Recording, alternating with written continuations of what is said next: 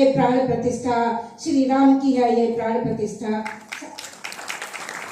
दृश्य देखते चलिएगा, जब हम बावरी ढाई जा रही थी कि रक्त रंजित धूल दूसरे पग, कि रक्त रंजित धूल दूसरे पग, रिश्ते घरों की जलन मिटी है और सत संकल्पों बलिदानों की सिद्धि अयोध्या द्वार खड़ी है, सिद्धि अयोध्या द्वार खड़ी है। और शीश पगाना पहनी सदियों। साथियों, ये पंक्तियां मैं उन राजपूत भाइयों को समर्पित करती हूँ। कहते हैं कि अयोध्या के पास में जितने भी राजपूतों के गांव हैं, उन्होंने कभी शताब्दियों पहले ये संकल्प लिया था कि जब तक राम मंदिर का निर्माण नहीं होगा, वो सिर पर पगड़ी नहीं पहनेंगे, छाता नहीं लगाएंगे और पैरों में चप्पल नहीं पहनेंगे।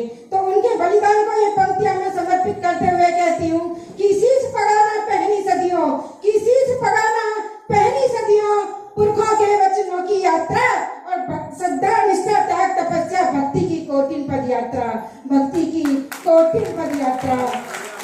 और जब कार सेवक सरयू नीर को अंजलि में भरकर शपथ ले रहे थे, तब कहती हूँ कि सरयू नीर अंजलि भरकर, कि सरयू नीर अंजलि भरकर शपथ ग्रहण को कोटि नमन है और सनातन धर्म की शाश्वत सत्ता, उज्जवल शाश्वत नूतन परंपरा को नमन है, उज्जवल शाश्वत नूतन परंपरा को नमन है। और राम नाम से शुरू हो जीवन, हमारा कण कण राम से जुड़ा है, हमारा क्षण क्षण राम से जुड़ा है।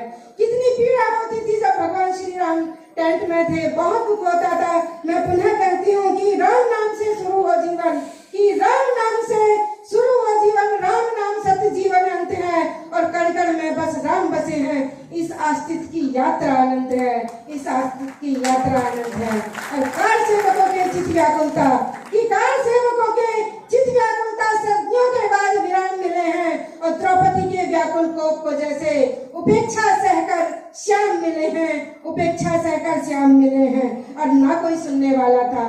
जब सत्ताएं आई, आपको याद है मुलायम सिंह की सरकार आई, तो लोगों के मन में पीड़ा हो गई कि अब हमारी बात कौन सुनेगा, राम मंदिर की बात कौन सुनेगा। तब मैं कहती हूँ कि ना कोई कहने वाला था, कि ना कोई कहने वाला था और ना कोई सुनने वाला था। और साहस सौर्य विचार में डूबा, मन राम पे मरने वाला था, मन राम पे मरने वाला था।